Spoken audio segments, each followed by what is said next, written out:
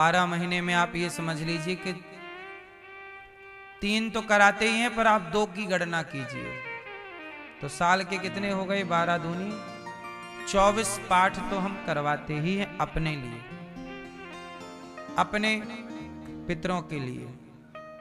हम हर महीने कराते रहते, महीने के 2। जितना अच्छा कर सकते हैं कर लें, अभी मौका है अच्छे करने का, अभी मौका है।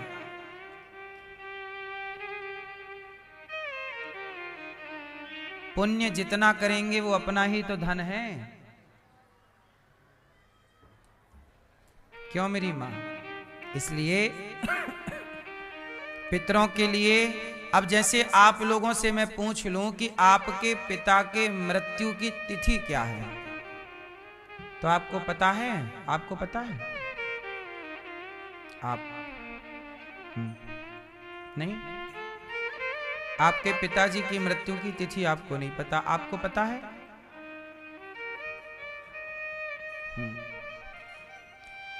सबको अपने पिता के मृत्यु की तिथि याद होनी चाहिए, तारीख नहीं। सनातन सिस्टम तारीख से नहीं चलता, सनातन किससे चलता है? तिथि से। अपनी सास की, अपनी मां की पुण्य तिथि, मृत्यु की तिथि याद रखिए, और जब भी उसकी तिथि आए, हर महीने आएगी। यदि आपकी मां अष्टमी, आपके पिताजी अष्टमी को गए, माना की उदाहरण, तो अष्टमी शुक्ल पक्ष की हो या कृष्ण पक्ष की, आपके पिताजी गए शुक्ल पक्ष की अष्टमी को माना की, तो अगले महीने फिर अष्टमी आएगी शुक्ल पक्ष की, उसके अगले महीने फिर आएगी। साल में 12 बार तिथि आएगी आपके पिता की। कितनी बार आएगी? इन 12 बार आपको क्या करना चाहिए? अपने दादा की, पिता की पुण्यतिथि पर एक दीपक जला करके पितरों के नाम का दक्षिण दिशा में रखना चाहिए। अपने मंदिर में ही दक्षिण दीवार की तरफ रख देना चाहिए, मंदिर में ही दक्षिण की तरफ, दक्षिण की ओर मुंह करके। और उस तिथि पर, जैसे अष्टमी के दिन पिता की तिथि है, यदि हो सके तो 2-4 ब्राह्मणों को बुला लो, 2-4 कन्याओं को बुला लो। उस दिन, तिथि के दिन 2-4 ब्राह्मणों को भोजन करा दो, कन्याओं को भोजन करा दो। आसपास गैया है तो पिता के नाम से गाय को चारा खिला दो। उस दिन विशेष चिड़ियों को दाना, कौआ को दाना, कुत्ते को रोटी, अगल बगल जो कुत्ते हैं उनको पेट भर, पिता के नाम से। ये 1 महीने में 1 बार कर सकते हैं आप, तो कर लीजिए। एक तिथि आए तो अपने पिता की तिथि पर आप गौरी गोपाल आश्रम में संतों को भोजन बंटवाएं कि भाई यहाँ हजारों संत भोजन करते हैं गौरी गोपाल में, पिता की पुण्य तिथि पर हम संतों को भोजन बंटवाएंगे। मां की पुण्य तिथि पर हजारों साधु संत जो भोजन करते हैं,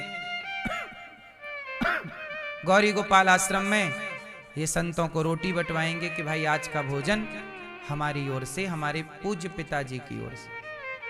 मां की मृत्यु पर इन वृद्ध माओं को भोजन करा दो कि यहाँ गौरी गोपाल में वृद्ध माएं रहती हैं, माओं को भोजन करा दो। यदि कर सकते हैं तो उस तिथि पर 12 बार,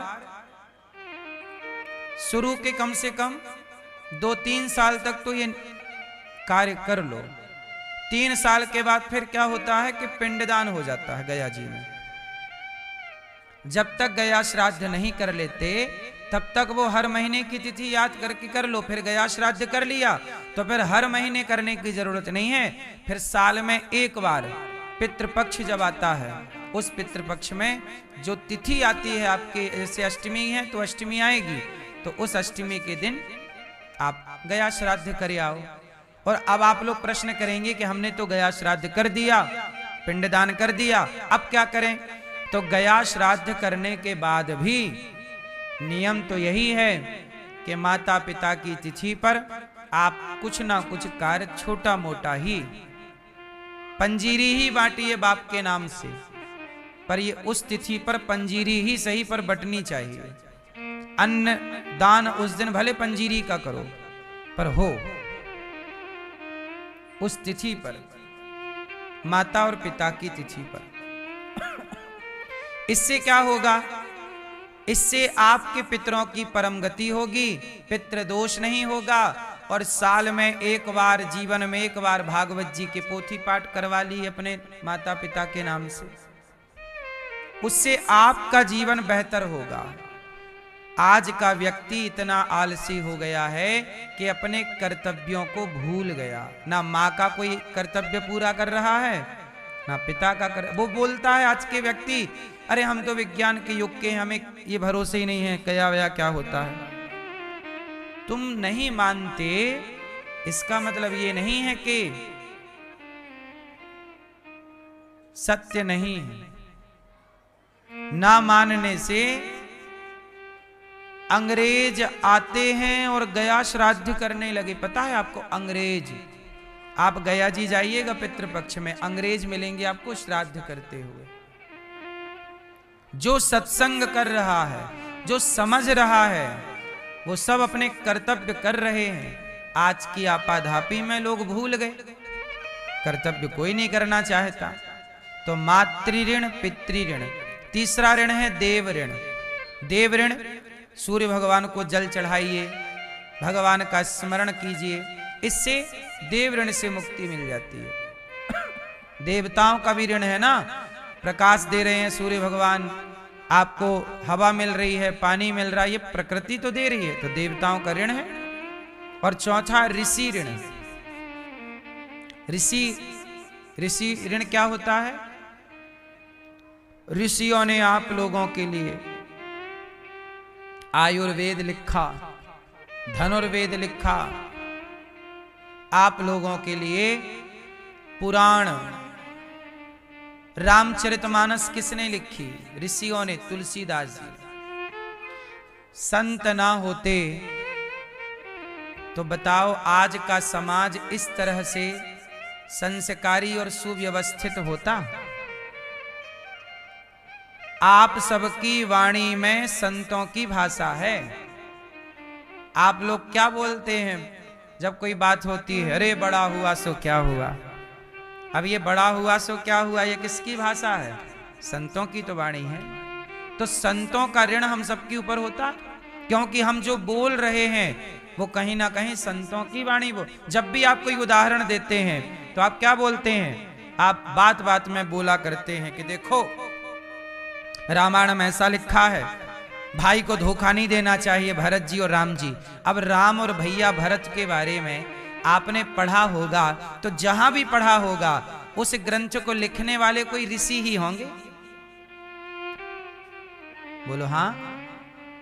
रामायण पढ़ोगे तो महर्षि वाल्मीकि जी ऋषि, रामचरितमानस पढ़ोगे तो तुलसीदास जी ऋषि,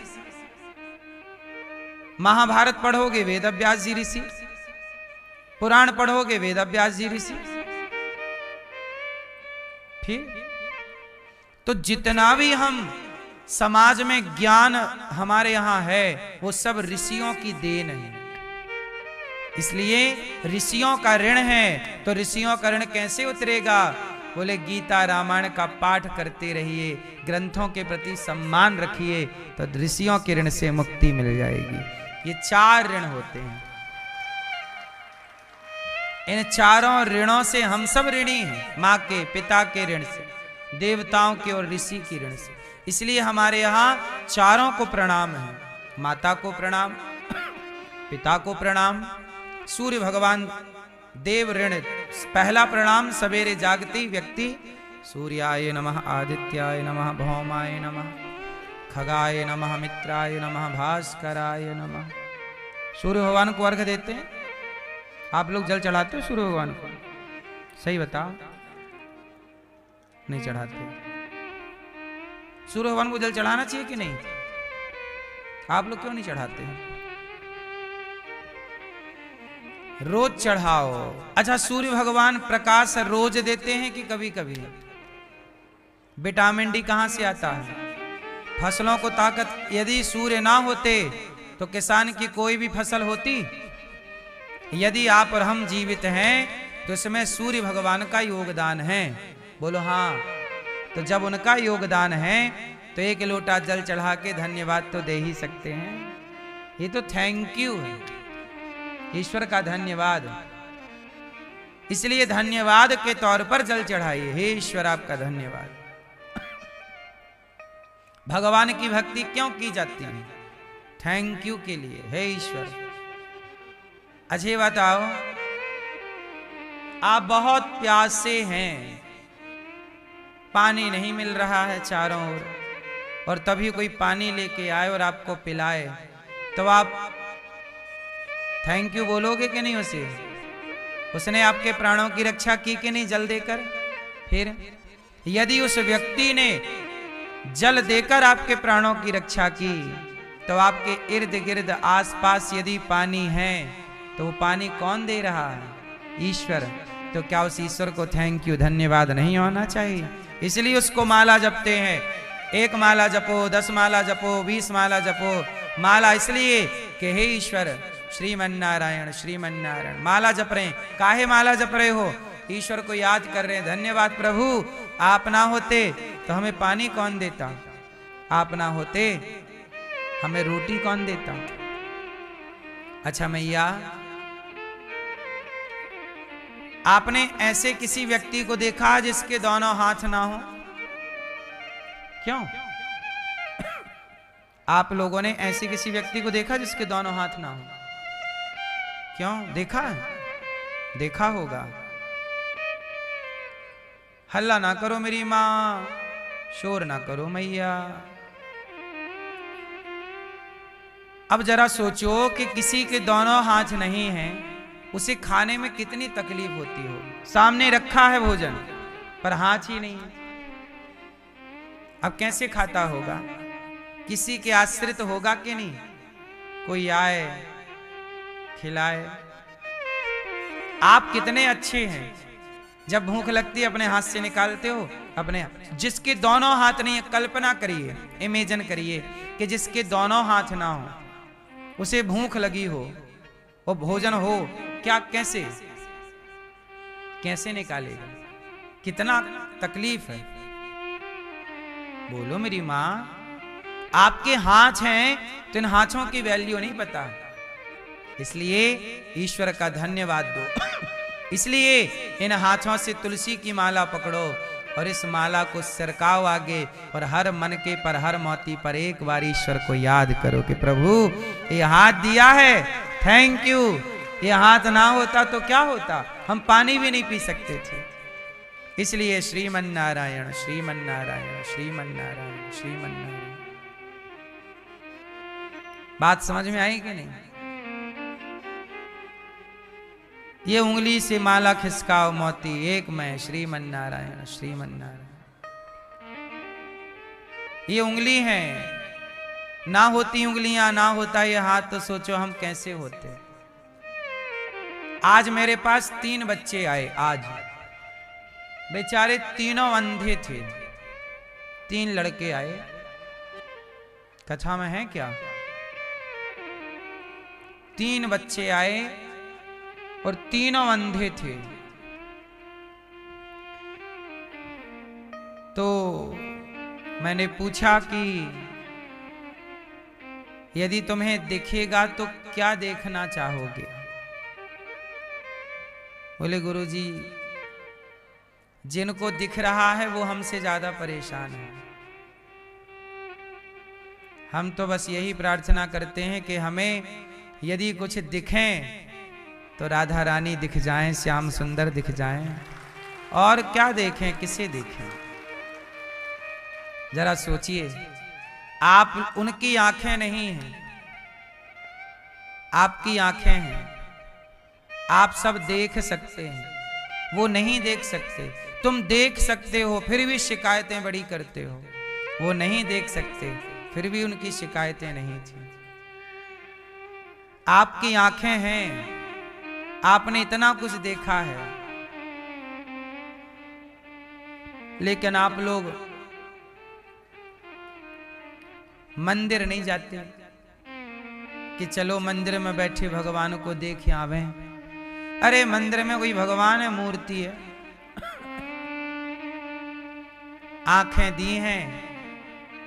एक बात बताओ, शाम होती है तो शराब की दुकानों में भीड़ लग जाती है, और आजकल मंदिरों में इलेक्ट्रिक घंटा आ गया है।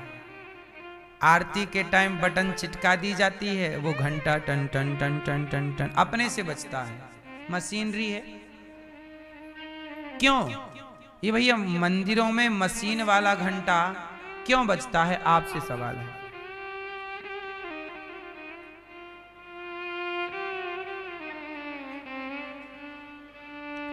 सच बताओ, आप आरती के टाइम मंदिर जाते हो? आप जाते हो? कब कब? रोज के कभी कभी। मंदिरों में इलेक्ट्रिक घंटे इसलिए लगा दिए गए क्योंकि बढ़ती आबादी में शराब की दुकान में तो भीड़ बढ़ी, पर मंदिर में घंटा बजाने वाला भी कोई नहीं। ये स्थिति है सनातन की। जबकि शुक्रवार को मस्जिदों में नमाज पढ़ने वाले मुसलमान बहुत होते हैं। मुसलमान नमाज पढ़ना किसी भी हाल में होंगे, कहीं भी होंगे, वो नमाज जरूर पढ़ेंगे। लेकिन हिंदू मंदिर में शाम को घंटा बजाने तक का टाइम नहीं निकालता। कैसे हिंदुओं का उत्थान होगा? इसलिए मुसलमानों के 52 देश हैं, 52। हिंदुओं का एक भी देश नहीं। क्यों? क्योंकि वो मुसलमान अपना कर्तव्य ईमानदारी से करते हैं। वो अपने बच्चे को बचपन से टोपी लगाते हैं, बचपन से नमाज सिखाते हैं। आप अपने बच्चे को तिलक कब लगाते हो? सिखा रखने की बात कब कराते हो? कब अपने बच्चे को हनुमान चालीसा पढ़वाते हो? जब आप सनातनी अपने धर्म को लेकर जागरूक नहीं हैं तो कन्वर्जेशन तो होगा, कन्वर्ट तो होंगे। आप लोग ही जब धर्म का ज्ञान नहीं रखोगे तो आने वाली अगली 2 पीढ़ी बाद आप ही मुसलमान हो जाओगे। आपके बच्चों को सनातन का ज्ञान नहीं कराओगे, वो कल को कोई मुसलमान उसे बताए कि भाई तेरे सनातन में क्या है, मुसलमान का फायदा बताए, तो तुम्हारा अपना बच्चा भी तो हिंदू से मुसलमान हो सकता है। क्योंकि जब अपना वेश है ही नहीं, अपना ज्ञान है ही नहीं, तो जिसका अपना कोई स्ट्रक्चर ना हो, ढांचा ना हो, तो कोई भी उसे बरगला ले और ले जाए। हमारे यहां राजा महाराजा मर गए, संभाजी के ये नाखून निकाल लिए चिमटी से, ऐसे चमड़ी नोच ली, चमड़ा उतार लिया, चमड़ा ऐसे चाकू तलवार से चमड़ा उतार लिया और बोला कि धर्म बदल लो, मुसलमान बन जाओ। छत्रपति शिवाजी के बेटे हैं संभाजी। टुकड़े कर दिए शरीर के, जीभ काट ली, उन्होंने धर्म नहीं छोड़ा। क्यों? उन्होंने धर्म क्यों नहीं छोड़ा? क्योंकि उन्हें धर्म का ज्ञान था। आप लोगों में से बहुत लोग तो धर्म का ज्ञान रखते नहीं, तो धर्म का ज्ञान ही नहीं है तो धर्म तो आपने छोड़ ही दिया। धर्म छोड़ दिया तो कोई भी आपको पकड़ के 4 बातें समझाएगा, आप वो मान लोगे और आप वो हो जाओगे। आप क्रिश्चियन की संगति में चले गए तो आप क्रिश्चियन हो गए, मुसलमान की संगति में चले गए आप मुसलमान हो गए। आजकल आपके घर में झगड़ा है, आजकल आपके घर में चुगली है, निंदा है, आपके घर में संस्कार नहीं है, धर्म नहीं है। धर्म की आप लोग सच बताना, आप लोग अपने घर में कितनी देर राम की, कृष्ण की, धर्म की, सनातन की बात करते हो? अपने बच्चों से बताओ जरा, किस घर में कितनी देर बातें होती हैं। जब धर्म की बात ही नहीं करोगे तो धर्म को जानोगे क्या? कोई भी वर्ग लाएगा, आप चले जाओगे। एक picture I, movie the Kerala, मैंने पूरी नहीं देखी, एक छोटा सा हिस्सा उसका क्लिप देखा है। उसमें क्या था, ये सच्ची घटना है। सुनना ध्यान से, एक लड़की थी और वो लड़की ब्राह्मण की लड़की थी। वो लड़की कॉलेज में पढ़ती, तो कॉलेज में उसे लड़की को मुसलमान लड़कियों से दोस्ती हो गई।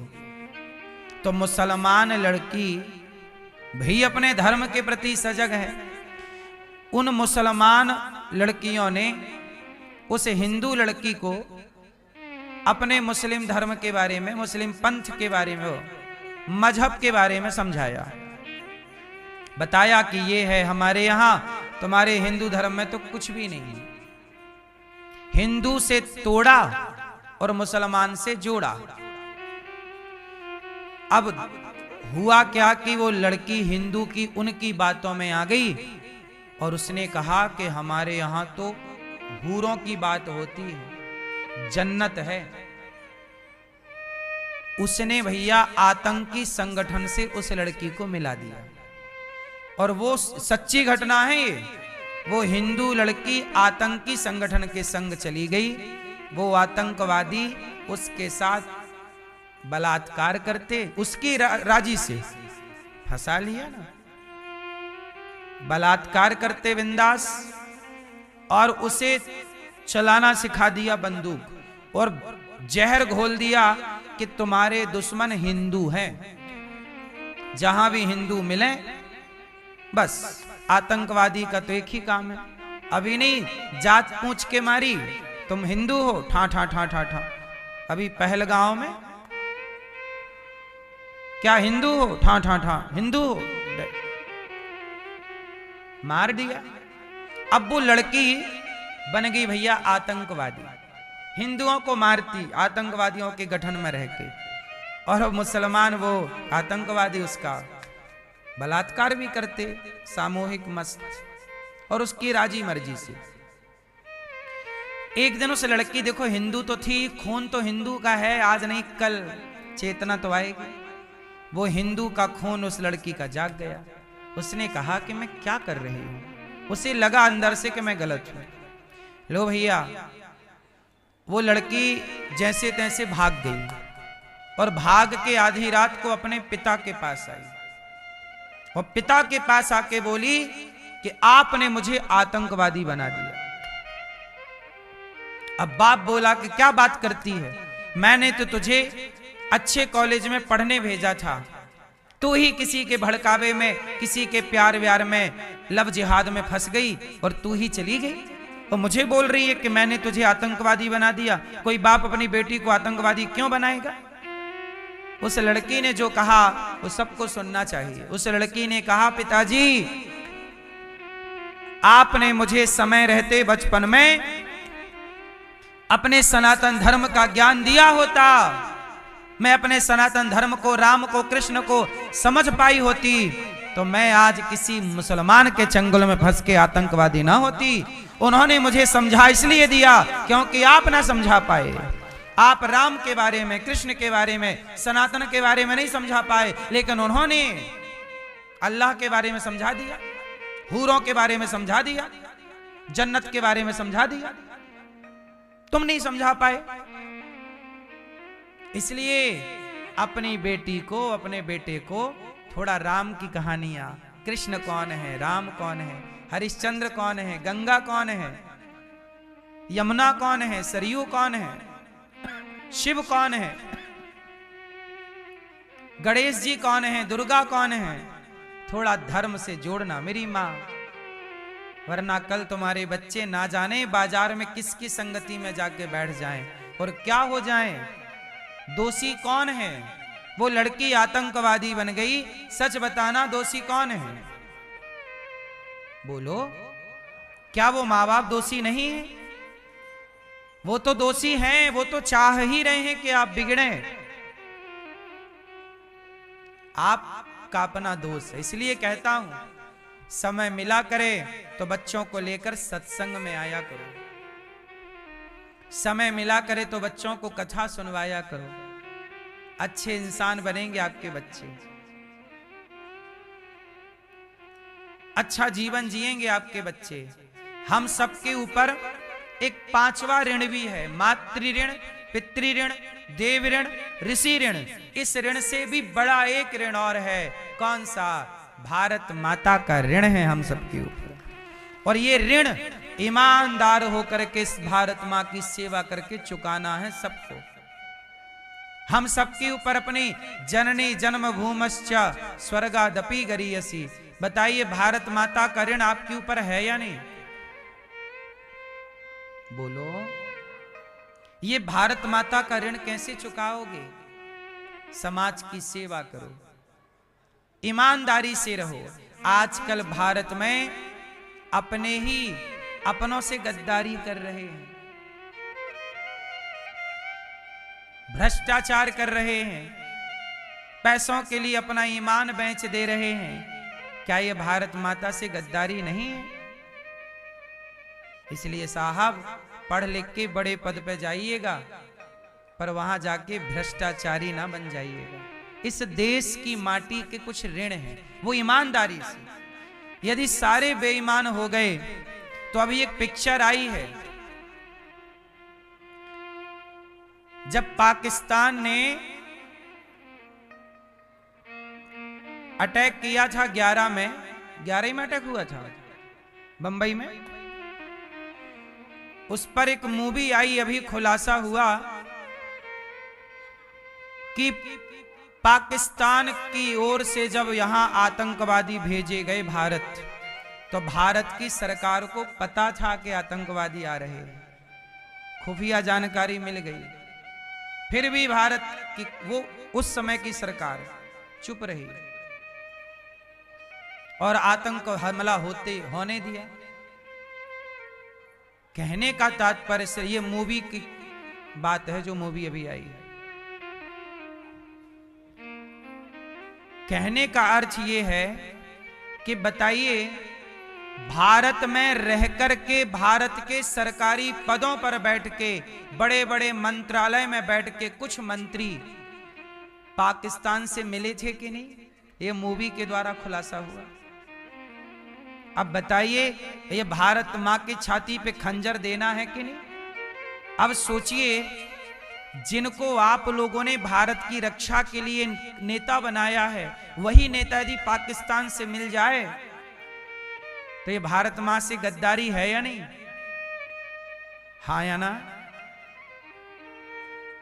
दुश्मन से खतरा नहीं होता मेरी मां, अपने गद्दारों से खतरा ज्यादा होता है। दुश्मन से तो सीधी लड़ाई है, पर आप कैसे पहचानोगे कि अपने बीच का ये गद्दार है? पृथ्वीराज मोहम्मद गौरी से कभी नहीं हारे। पृथ्वीराज हारे हैं तो अपने घर के गद्दारों से, जयचंद से हारे हैं। इसलिए राम को वनवास भेजने वाले गैर नहीं थे, अपने घर के ही गद्दार थे।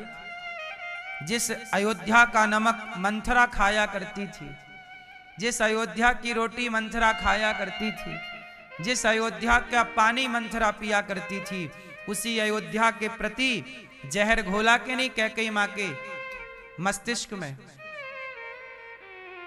बोलो, पूरा खेल किसका है? मंथरा का। मंथरा ने जहर भरा है कैकेयी मां के दिमाग में, और ये वही मंथरा है जो अयोध्या की रोटी खाती है, यहीं का खाती है और यहीं तोड़ने का। कहावत कहते ना सीधी, जिस पत्तल में खाते हैं उसी में छेद करते हैं।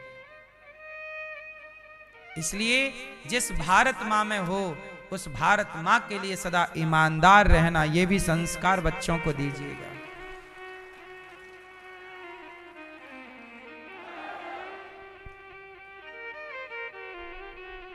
भारत से गद्दारी नहीं,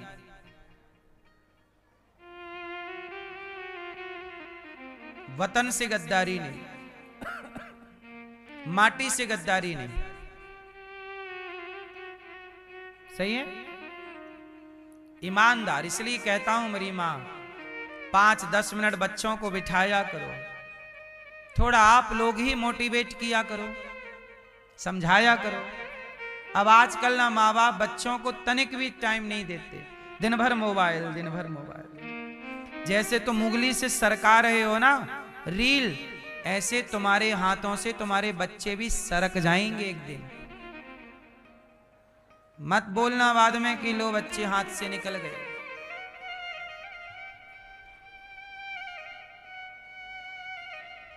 समय रहते जाग लो, उठ जाग मुसाफिर भोर भई, अब रैन कहां तू सोबत है। जो सोबत है वो खोबत है, जो जागत है वो पावत है।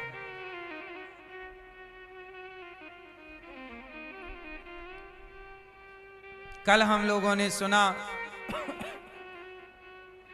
परीक्षित जी को 7 दिन में मरने का शाप लगा। परीक्षित जी ने कलयुग को रहने के 4 कमरे बनवा दिए। द्यूतम पानम स्त्रियः सूना यत्रा धर्मस् चतुर्विधा। कलयुग कहां रहता है? जुआ, द्यूतम। आप लोग जुआ खेलते हैं? आप लोग? मंदिर में घंटा बजाने वाला कोई नहीं है, शराब की दुकान में भीड़ लगी है। अब बताइए, जब धर्म का पाठ आप नहीं पढ़ेंगे तो आपका धर्म कम होता चलेगा, आपकी संख्या कम होती चलेगी। और देखो, उनके देश बढ़ गए, तुम्हारा 0 है। हाँ या ना?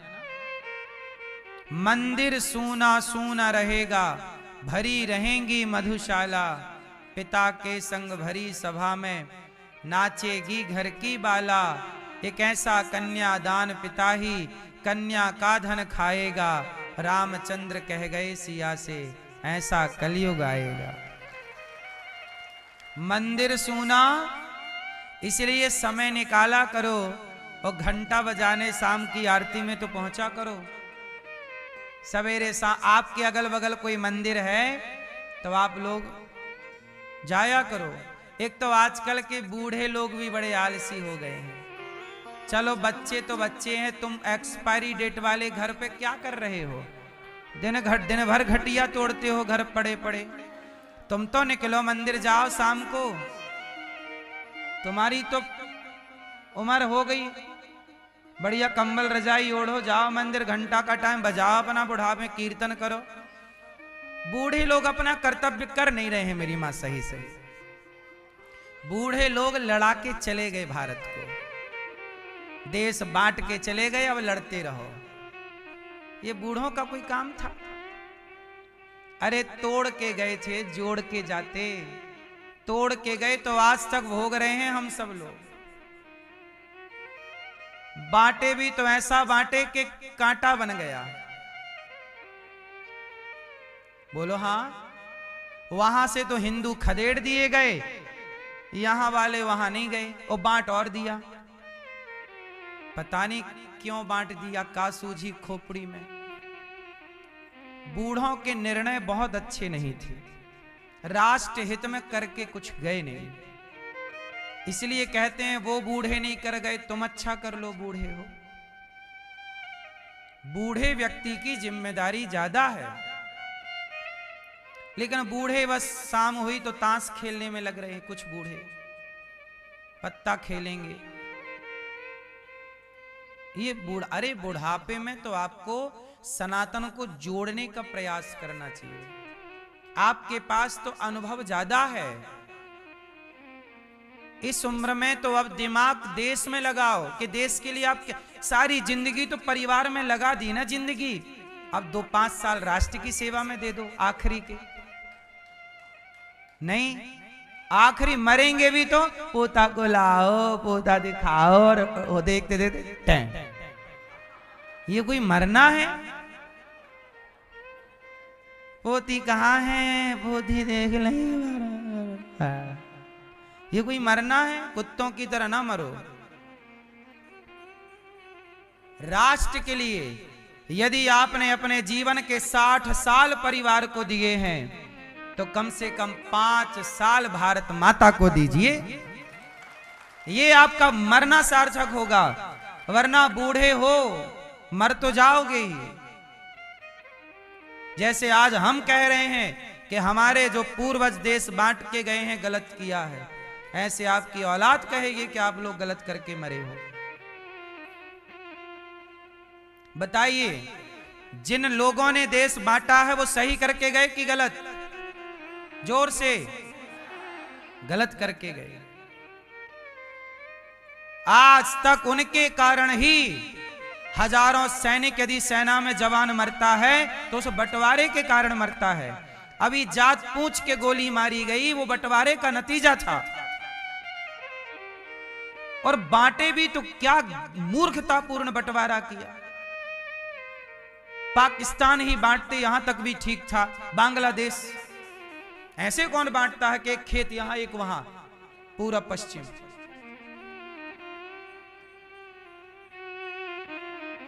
एक बांटा था, 2 देश बट गए कि नहीं? भारत के एक टुकड़े होने थे, कितने हो गए? जोर से, 2 टुकड़े हो गए। अब यहां से भी वो भाव भाव भाव कर रहा है, वहां से भी भाव भाव भाव कर रहा है। यहां से रोहिंग्या घुसे आ रहे हैं, वहां से आतंकवादी घुसे आ रहे हैं। मरो, मर रहे हैं तुम्हारे बच्चे, और वो बांट बूट के मर गए, अब तुम मरो। ना भारत इस तरफ से सुरक्षित है, बांग्लादेश की तरफ से, ना तो पाकिस्तान की तरफ से। और कितना लंबा बॉर्डर दिया है ना? गुजरात छू रहा है पाकिस्तान, राजस्थान छू रहा है पाकिस्तान, और पंजाब छू रहा है राजस्थान पाकिस्तान। सोचिए, इतने भारत के भूभाग से टच है। समझ रहे हैं आप लोग? बंटवारा कोई ऐसे कैसे हो सकता है भाई? ऐसा कैसा बंटवारा? आधे से ज्यादा भारत प्रभावित है एक देश से। कहां चली मैं ये लड़ने? जाओ घुसो पाकिस्तान पे, लेके आना वापस नहीं। जाओ, बूढ़ी बूढ़ी मैयाएं घुसो, वापस लाओ, भारत का हिस्सा भारत को दो। जितने बूढ़े एक्सपायरी डेट वाले हैं सब घुस जाओ पाकिस्तान में, और वापस ले आओ। क्या कर रहे हो तुम? 2-5 साल बाद तो तय होने ही है, कुछ करके चले।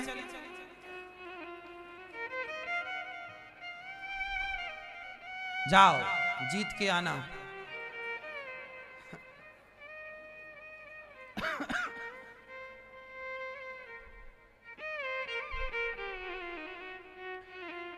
मंदिर सूना सूना रहेगा। आप बूढ़े बड़े लोग गांव के बच्चों को बिठाओ और आप समझाया करो, बेटा इस धर्म क्या है, सही क्या है। हर भारत का बूढ़ा जिम्मेदार हो जाए तो बताइए, सच बताना, भटकाव ज्यादा बूढ़े में है कि जवान में है? कौन भटका है? देश का युवा भटका है कि देश का बूढ़ा भटका है? हैं? कौन?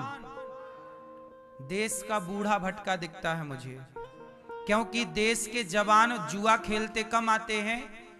गांव में चले जाइए, सारे एक्सपायरी डेट वाले ताश लेके बैठते हैं। ये उम्र ताश खेलने की नहीं है। जब तुम ताश खेलोगे बुढ़ापे में तो तुम्हारे घर के गांव के जवान बच्चे देखेंगे कि हमारे बुजुर्ग ये करते हैं, हम भी करेंगे। जैसे जैसे बड़े चलते हैं वैसे वैसे, बोलो, छोटे चलते हैं कि नहीं? बड़ों के रास्ते पर छोटे चलेंगे।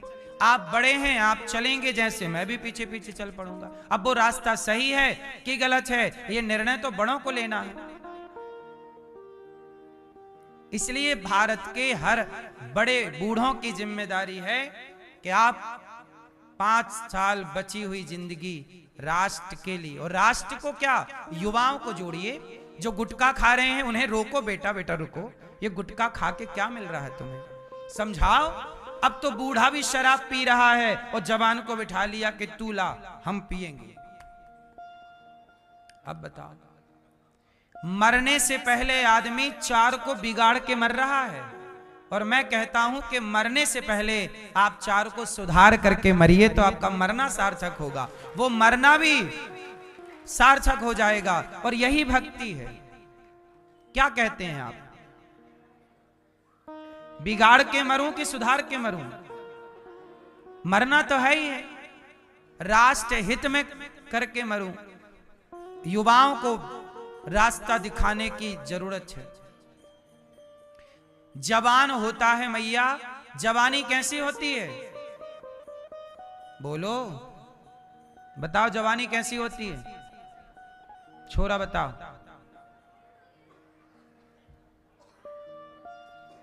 जवानी कैसी होती है मैया? हैं? जवानी होती है अंधी। और बुढ़ापा कैसे होता है? बुढ़ापा होता है लंगड़ा। जवानी अंधी है और बुढ़ापा लंगड़ा। बूढ़ा आदमी लाठी से चलने लगता है, मतलब 3 पांव, लंगड़ा हो गया, दौड़ नहीं सकता। बुढ़ापा लंगड़ा है, जवानी अंधी है। एक गांव में आग लगी। उस गांव में जब आग लगी तो सारे लोग तो भाग गए, पर 2 लोग उस आग में जिंदा जलने के लिए मजबूर थे। एक अंधा, अंधा कहां भागे, जहां भागे आग, और दूसरा लंगड़ा, लंगड़ा भागे कैसे? तो लंगड़ा और अंधा दोनों उस आग में जलने के लिए क्या थे? मजबूर थे। लेकिन दोनों यदि एक दूसरे का सहयोग करेंगे तो दोनों क्या हो जाएंगे? दोनों बच जाएंगे। कैसे बचेंगे आप बचाओ? क्या करें कि दोनों बच जाएं, आप बताओ। बूढ़ा बताएगा, चलो आप बूढ़े हम बच्चे, बताओ हमें क्या करें? हैं? मंदिर जाए? ये भटकी जनरेशन है। सुनो बेटा, अंधा बोला कि आप लंगड़े हैं, आप मेरे कंधे पे बैठ जाइए। तो अंधे ने लंगड़े को कहां बिठाया? अपने कंधे पर। तो लंगड़े की मिल गई आंख और अंधे के मिल गए पांव, दोनों बच गए। जवानी है अंधी, तो जवान लड़कों को क्या करना चाहिए? अपने कंधे पर बूढ़े को बिठाना चाहिए। क्यों? क्योंकि बूढ़ा लंगड़ा भले है, पर बूढ़ा लंबा देख सकता है। बूढ़ा कैसा है? जवान अंधा। जवान अंधा है, ये अंधा देख नहीं सकता, पर बूढ़ा दूर का देख सकता है। जवान देखेगा तो 2025 देखेगा, 26 देखेगा, पर बूढ़े की आंखें 2050 को भी देख सकती हैं कि तेरा भविष्य क्या है। इसलिए अनुभव हो बुढ़ापे का और चाल हो जवानी की, तो आप बहुत तेजी से अपने लक्ष्य को प्राप्त कर लेंगे। दोनों इस भयंकर आतंक की आग से बच जाओगे। आने वाले इस टाइम पर तो आपको बचना ही बचना है। इसलिए जवानों के ऊपर किसका हाथ हो? बूढ़ों का। क्योंकि बूढ़ों का मार्गदर्शन नहीं होगा तो ये बच्चे भटक जाएंगे। सच बताना, अर्जुन के ऊपर कृष्ण का यदि कंट्रोल ना होता, महाभारत के अंदर यदि अर्जुन को कृष्ण गीता का ज्ञान ना देते, तो क्या अर्जुन युद्ध में जीतते? संभव था? आप जितने लोग बैठे हैं, आप सब अर्जुन हैं, लेकिन हर अर्जुन को भी एक कृष्ण की जरूरत पड़ती है। बिना कृष्ण के अर्जुन भी आधा है। वो भी जीत नहीं सकता। यदि आपको इस जिंदगी में जीतना है, कामयाब होना है, तो आपके जीवन में कृष्ण चाहिए। अब ये आप निर्णय लीजिए कि आप कृष्ण माँ को बनाना चाहते हैं, पिता को बनाना चाहते हैं, या गुरु को बनाना चाहते हैं। आपके जीवन में कृष्ण की भूमिका जरूरी है। और आज अर्जुनों की कमी नहीं है, आज अर्जुन की कमी, आज कृष्ण की कमी है, सही मार्गदर्शक की कमी है। गांव गांव में स्थिति कितनी बदतर होती चली जा रही है। गांव में पता है कुछ बूढ़े क्या कर रहे हैं, गांजा पिला रहे हैं बच्चों को, ये चिलम भर के दे रहे हैं, लो पियो। जिन बूढ़ों को बच्चों को समझाना चाहिए कि बेटा सही क्या है तुम्हारे लिए, ये नहीं ये रास्ता, लेकिन वो गांजा भर के दे रहे हैं, शराब दे रहे हैं, चरस दे रहे हैं, अफीम दे रहे हैं। मैं अपनी एक छोटी सी बात बताऊं, मैं हर चीज से गुजर चुका हूं, इसलिए मुझे अनुभव है। मैं जब छोटा था तो मेरे गांव के एक बूढ़े, मैं अपनी बात बोल रहा हूं, मेरे अपने गांव की, हंडी का एक ही चावल दबा के देखा जाता है, सारे नहीं दबाए जाते। मेरे गांव में मैया जब मैं छोटा था, लगभग मैं 9 वर्ष का रहा होऊंगा, 9-10 मान लो अधिक से अधिक। उस समय मेरे पास एक गांव के मेरे 3 दोस्त हम 3 लड़के बैठे थे तालाब के पास। तो वहां पे एक बूढ़ा आया, उसने बिस्किट दिया हम तीनों को, एक एक पैकेट पार्ले जी, 1 2 3, और बिस्किट दिया। हम लोगों को लगा यार बिस्किट दे रहा, चलो खाओ, खाने लग गए। और बिस्किट देने के बाद उसने चिलम पकड़ा दी हमारे एक दोस्त को, कहा मारो पियो। वो दोस्त चिलम नहीं पीता था, गांजा। उसने कहा कि तुम गांजा पियोगे तो हम तुम्हें 1 पैकेट बिस्किट और देंगे। अब लड़के तो मेरे दोस्त मतलब मेरी उम्र के रहे होंगे, मेरे से 2 साल बड़ा था वो। लो भैया, उसने खींचा गांजा, खांसी आई, उसने दे दिया, कहा अच्छा नहीं है। फिर दूसरे को पिलाया, दूसरे को भी खांसी आई, फिर मुझे चिलम दिया। मैंने कहा भैया ये बिस्किट आपका, लो। मैं नहीं पिया, मैं भाग गया घर। वो 2 लड़कों को उसने फंसा लिया। आज भी मेरे वो 2 दोस्त जो बचपन के थे, आज भी वो गंजेड़ी हैं। है क्या? ये हंसने की बात है। उनमें उन बच्चों की क्या गलती थी? आप बताइए, समाज के ये गुनहगार हैं या नहीं, जो लालच देके छोटी उम्र में बच्चों को बिगाड़ रहे हैं? अरे वो उम्र हम लोगों की बिगड़ने की थी क्या? हम लोग जानते थे गांजा क्या होता है। मैं तो भाग गया तो बच गया, वो नहीं भागे बेचारे, बिस्किट के लालच में आ गए, बर्बाद हो गए। आज तक उनके माँ बाप परेशान हैं। और जिसने बिगाड़ा वो आज भी है, लेकिन आज भी समाज की इतनी हिम्मत नहीं है कि वो उसे टोक दे। मैं बोलता हूं कि टोका करो रे, कम से कम बोला तो करो। भीष्म पितामह जैसी चुप्पी ही सर्वनाश का कारण होती है। जो गलत देख कर भी चुप रहे, गलत करने वाला वो व्यक्ति उतना गलत नहीं है जितना उसका परिवार ये जानकर, मैंने सबको बताया कि ये व्यक्ति है जो बिगाड़ रहा सबको। सब चुप हैं। अरे कौन बुराई ले, कौन लड़े? मत लड़ो, बिगड़ते रहो। साहब लड़ना पड़ता है। लड़ना तो अर्जुन को भी पड़ा, लड़ना तो भगवान कृष्ण को भी पड़ा। अपने अधिकार की लड़ाइयां लड़नी पड़ेंगी, गलत के खिलाफ बोलना पड़ेगा। मैं तो बोलता हूं। अब आपके गांव में भी कुछ लोग ऐसे होंगे जो आपके बच्चों को बिगाड़ना चाहते होंगे।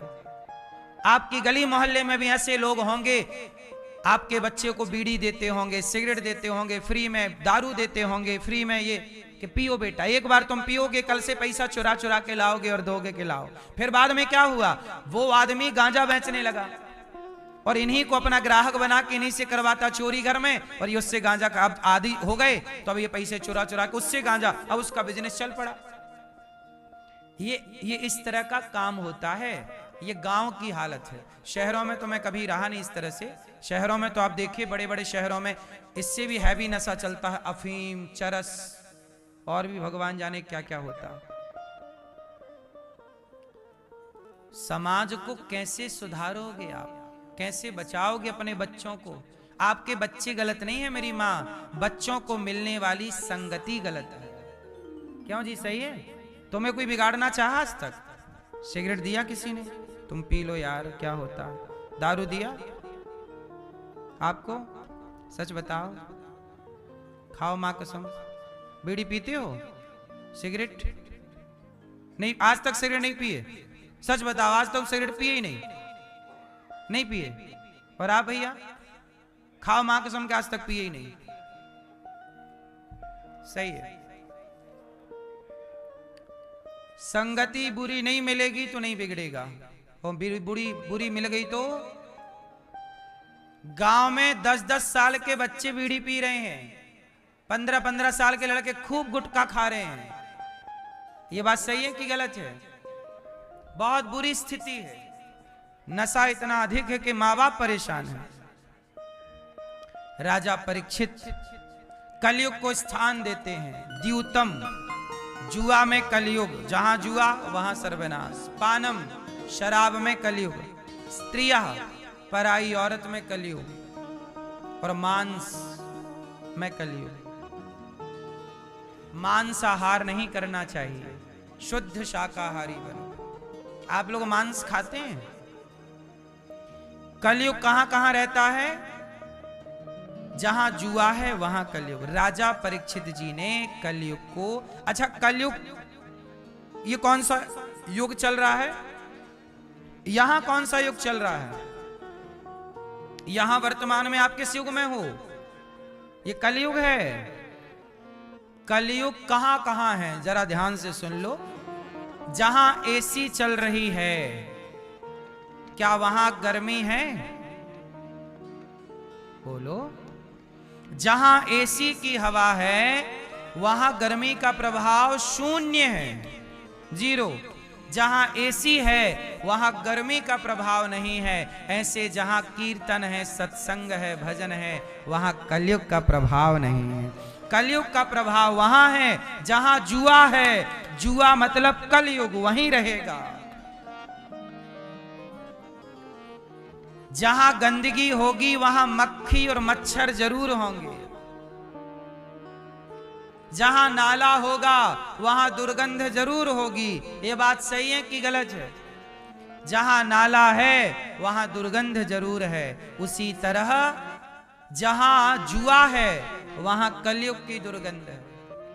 जुआ आजकल तो मोबाइल पर लोग डाउनलोड करके खेल के बर्बाद हैं। पानम, जहां शराब वहां कलयुग की दुर्गंध। जहां पराई औरत पर दृष्टि वहां कलयुग की नजर, कलयुग की दुर्गंध। और जहां मांसाहार वहां कलयुग की दुर्गंध। और जहां बेईमानी से कमाया गया धन वहां कलयुग की दुर्गंध।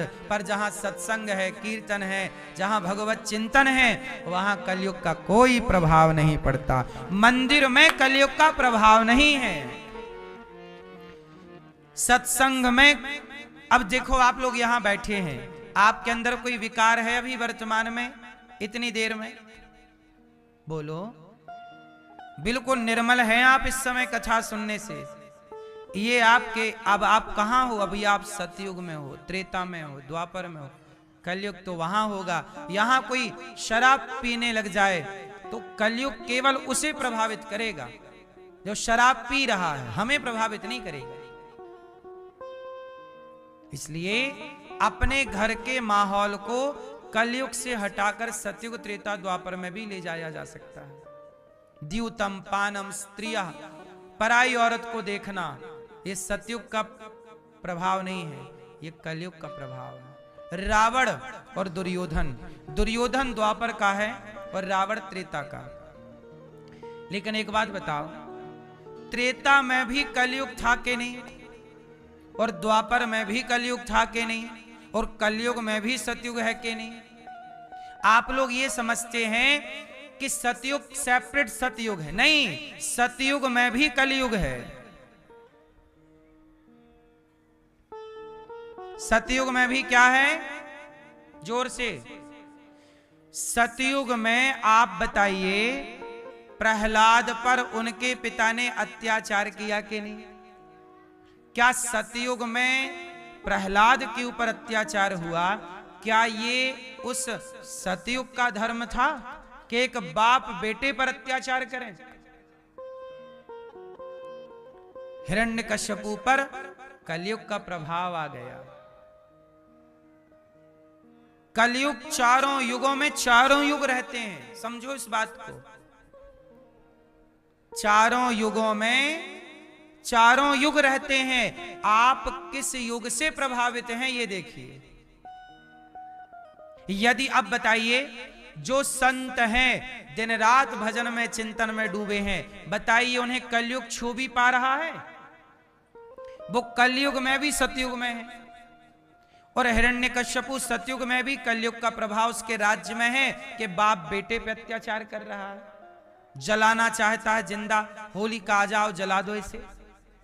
और त्रेता सुनिए, त्रेता में रावण है। रावण ने जो कृत्य किया वो त्रेता युग का कार्य था कि कलयुग का? पराई औरत चुरा लेना, पराई औरत को गलत दृष्टि से, ये तो कलयुग का धर्म था। तो रावण के भीतर कौन प्रवेश कर गया? कलयुग। और ये गलतियां हुई। मंथरा के भीतर कौन प्रवेश कर गया? कलयुग। दुर्योधन कौन है? दुर्योधन स्वयं कलयुग का अवतार है। साक्षात कलयुग कौन है? दुर्योधन। इसलिए दुर्योधन द्वापर में है, पर देखो काम पूरे कलयुग वाले। इसलिए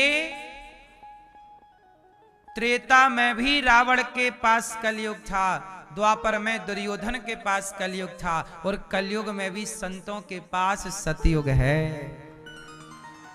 तो युग तो आप निर्माण करते हैं कि आपको किस युग में रहना है।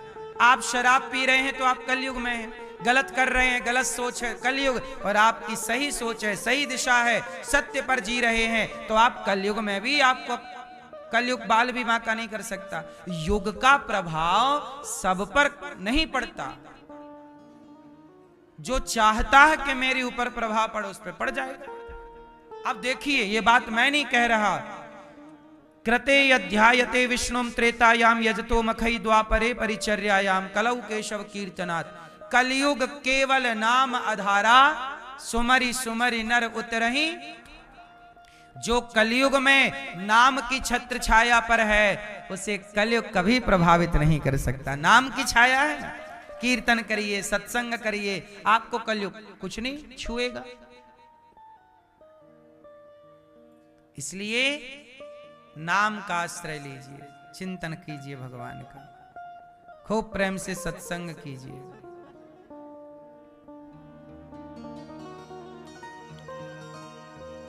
अभी 28 दिसंबर को करवे नगर पुणे में एक दिन के लिए दास अनिरुद्ध आ रहा है। पुणे में आयोजित सत्संग होगा, वहां पर यह दास रहेगा। शिवसेना के वहां पर कुछ भक्त हैं, शिव भक्त, जो भगवान शिव के परम भक्त हैं। अनिकेत जावलकर जी ने इस कार्यक्रम को आयोजित किया है और उन्होंने बुलाया है। तो सुंदर सा यह आयोजन 28 दिसंबर को होगा, शाम 6 बजे से रात के 10 बजे तक। और करवे नगर पुणे महाराष्ट्र में ये सुंदर सा आयोजन है। एक दिन के लिए दास अनिरुद्ध आएगा, तो पुणे के भक्तों के लिए ये सूचना देनी थी कि एक दिन के लिए दास पुणे भी आएगा आप सबका दर्शन करने। आप भी सत्संग में सम्मिलित होइएगा, सपरिवार आइएगा, और 2-3 घंटे आपके संग हम प्रेम पूर्वक भगवत चिंतन करेंगे, कुछ बातें करेंगे आपसे। आप सभी के बीच सत्संग होगा, जरूर आइएगा। राधे राधे।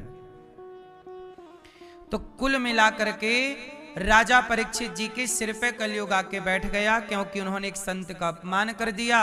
और संत जी के अपमान से क्या हुआ कि राजा परीक्षित जी को शाप मिला 7 दिन में मर जाने का। राजा परीक्षित जी सुखदेव भगवान से बोले, गुरुदेव मुझे मरना है, मैं क्या करूं? सुखदेव भगवान ने कहा, वरीयाने सते प्रश्न क्रतो लोकहितं नृप आत्मवित्सम्मतः पुंसां श्रोतव्यादिषु यः परः निद्रया ह्रियते नक्तं व्यवायेन च वावयः दिवाचार्थे हया राजन् कुटुम्ब भरणेन वा। हे प्रभु, मैं क्या करूं? परीक्षित जी ने कहा श्राप लगा है। सुखदेव भगवान बोले आपने बड़ा उत्तम प्रश्न किया। तस्मात् भारत सर्वात्मा भगवान ईश्वरो हरि श्रोतव्यः कीर्तितव्यश्च श्रोतव्यः कीर्तितव्यश्च स्मर्तव्यश्चेच्छता भय। ज्यादा से ज्यादा भगवान का स्मरण करना चाहिए और अंते नारायण स्मृति, अंत में यदि नारायण की भगवान की स्मृति हो गई, स्मरण हो गया तो जीवन सार्थक है। अच्छा, जीवन में कितना पैसा कमाओ? सुखदेव जी बोल रहे हैं धन कितना कमाना चाहिए? क्यों मैया, जिंदगी में कितना धन कमाएं आप बताओ? कितना भैया, कितना पैसा कमाना चाहिए? पैसा देखो बहुत कमाओ ईमानदारी से, पर जितना भी कमाओ उसमें संतुष्ट रहो। क्या रहो? जोर से। धन कमाना चाहिए पर कमा कर भी परेशान रहना नहीं चाहिए। आजकल लोग इतना कमा के भी क्या हैं? परेशान है। यार बहुत है, खुश रहा करो। जीवन है, मुस्कुराया करो, मुस्कुराया करो। जिंदगी में जिंदगी का राज पाना चाहिए। जिंदगी में जिंदगी को मुस्कुराना चाहिए। थोड़ा मुस्कुराया करो, हंसा करो। जिंदगी मिली है, बिंदास जियो। सारी जिंदगी व्यक्ति गधों की तरह भागता रहता, फिरता रहता, बेवजह परेशान है। खाना पेट भर ही है पर भागता ऐसे है जैसे सब चर जाएगा। सत्याम छितौ किम कसिपोह प्रयासैर बाहौ स्वसिद्धे युपवर्हणै किम सत्यंजलौ किम पुरुधान्य पात्र्या दिग्वल्कलादौ सति किम दुकूलै चीराणि किम पथि न संति दिशन्ति भिक्षाम। जब देखो जमीन पर लेटने से काम हो जाए तो बिस्तर का क्या संग्रह करना। अच्छा बताओ, 84 लाख योनियों में सबसे ज्यादा संग्रह कौन करता है? उत्तर कौन करता है? जोर से। मनुष्य। क्या चिड़िया संग्रह करती है? कल का दाना ले आए। क्या कल का संग्रह शेर करता है? क्या गाय कल का संग्रह करती है? क्या बकरी कल का संग्रह करती है? कोई कल का संग्रह नहीं करते, फिर भी सब खुश हैं। और इंसान 4 पीढ़ी का संग्रह किए बैठा है, फिर भी परेशान है,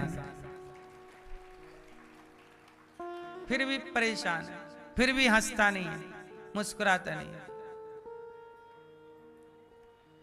धन उतना ही कमाओ जितने की जरूरत है, बाकी चिंतन ईश्वर का। जीवन जी लो बिंदास, अपने लिए जी लो,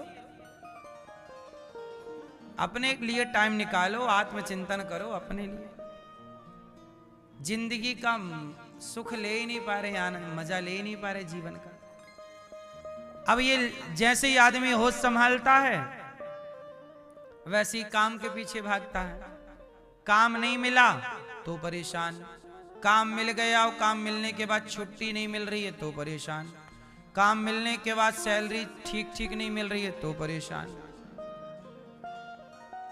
सारी जिंदगी परेशानियों में गुजर रही है। अच्छा, पहले का व्यक्ति इतना परेशान नहीं था, हाँ या ना? आज का व्यक्ति ज्यादा परेशान क्यों? जरा मुझे उत्तर दे दो। पहले परेशान कम थे लोग, आज ज्यादा हैं, क्यों? उत्तर आप दीजिए उत्तर। पहले के लोग परेशान ज्यादा थे कि आज के लोग परेशान ज्यादा? पहले ये बताओ। परेशान ज्यादा है, क्यों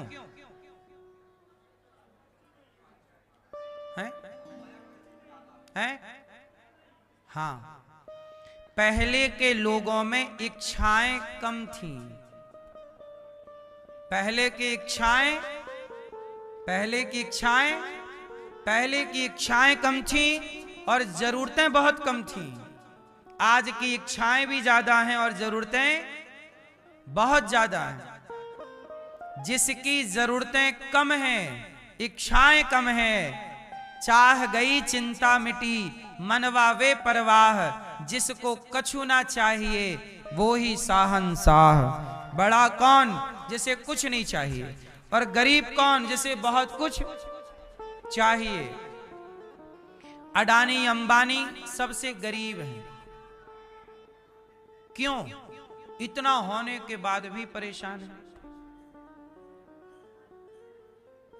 और वो रिक्शे वाला आपका पड़ोसी, उसके पास 5 दिन बाद की रोटी नहीं है, लेकिन वो अपनी पत्नी के संग आज खुश है, मुस्कुरा रहा, बिंदास, बिना गोली खाए खूब बढ़िया नींद ले रहा है। और आपको करोड़ों की संपत्ति होने पर भी नींद की गोली खाते हो, फिर भी 2 बजे उठ के उल्लू की तरह टुकुर टुकुर टुकुर टुकुर टुकुर।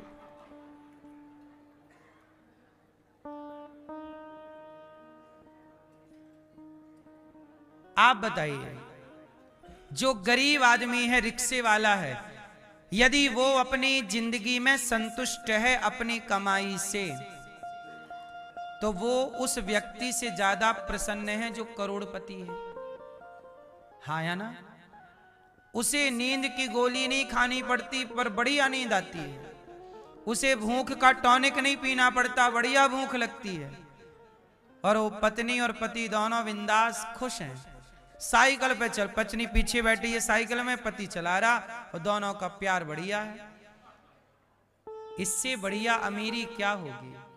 जिसके परिवार में मुस्कान है, पत्नी खुश रहती है, पति खुश, बच्चे खुश, चहकते रहते हैं, स्माइल है। आज की इस आपाधापी की दुनिया में अमीर वही है जिसके होठों पे मुस्कान है, उसे अमीर समझो। और जिसके होठों पे मुस्कान नहीं है वो करोड़पति क्यों ना हो, काहे का अमीर? मुस्कुराता तो है ही नहीं। कुछ स्त्रियां कितनी प्रसन्न रहती हैं, वो कुछ स्त्रियां देखो। इसलिए जो खुश है वो अमीर है, जो दुखी है वो गरीब है। मैया, ओ चश्मा वाली मैया, आप खुश हो कि दुखी हो? मैया क्या बोलती तू?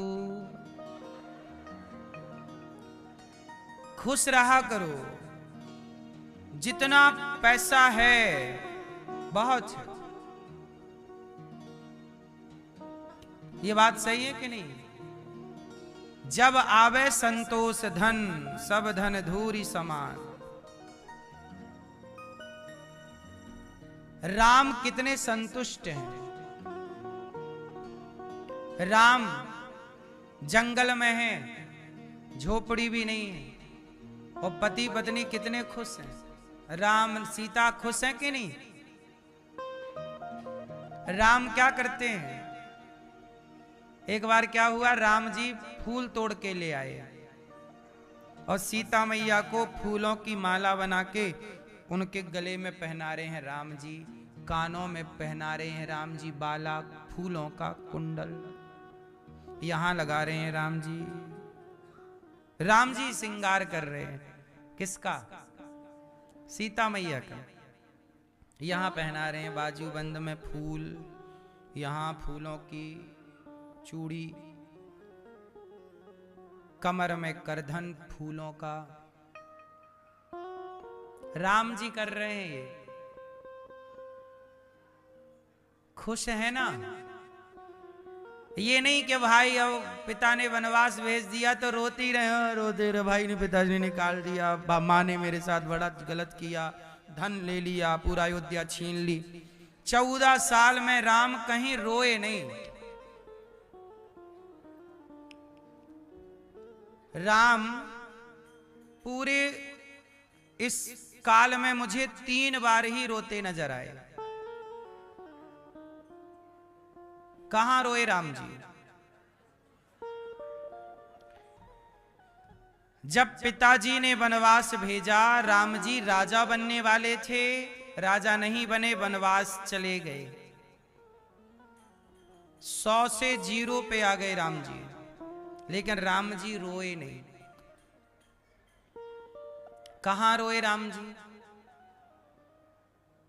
पूरा जीवन देखो राम जी का। राम जी जब चित्रकूट में पिता की मृत्यु का समाचार सुना, तब राम जी रोए। जटायु की मृत्यु हुई, तब राम जी रोए। सीता का अपहरण हुआ, तब राम जी रोए। लक्ष्मण जी को शक्ति लगी, तब राम जी रोए। और कहीं राम जी रोए हों तो आप मुझे याद दिलाइएगा। राम जी इन जगहों पर रोए हैं, पर इन जगहों पर भी विशेष रोए हैं जटायु के पास। कहां रोए हैं? जटायु जी के पास। राम जी 14 साल रोकर नहीं गुजारते, मुस्कुरा रहे, सीता मैया का फूलों से श्रृंगार कर रहे। पति पत्नी हो, एक दूसरे में प्रेम होगा तो जिंदगी बिंदास चलेगी। जब रावण सीता, अच्छा सोचिए मैया, राम को उनके पिताजी ने घर से निकाल दिया, पहला दुख। दूसरा दुख, पत्नी को रावण ने चुरा लिया, दूसरा बड़ा दुख। तीसरा, भाई लक्ष्मण को शक्ति लग गई। अब जरा सोचिए, आपके जीवन में एक संकट आ जाए तो आप परेशान हो जाते हैं। राम के जीवन में कितने बड़े बड़े संकट आए, लेकिन राम जी ने हर दुख में, हर संकट में धैर्य से काम लिया। आपको भी धैर्यवान होना चाहिए। ये धैर्य कौन सिखा रहा है? राम का चरित्र सिखा रहा है। राम जी रो रहे हैं, मेरी सीता कहां चली गई?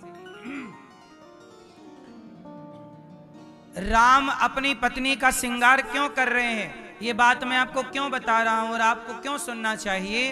राम कहते हैं कि पति पत्नी दोनों भी जिंदगी में रोते नहीं, हंसते एंजॉय करते हुए जिंदगी गुजारो। एक दूसरे का ख्याल रखो, एक दूसरे का श्रृंगार करो। आप उनका ख्याल, वो आपका ख्याल। तो आप मैया, आपके भी पति कभी आपका श्रृंगार वगैरह करते हैं? नहीं। राम नहीं बन पाए मतलब आपके पति, क्यों? तो क्या बन गए? रावण हैं?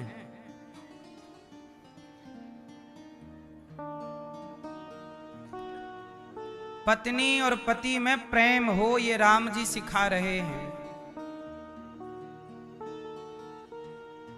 राम जी का आदर्श चरित्र उच्च कोटि का है, समझ पाना सबके बस का खेल नहीं है।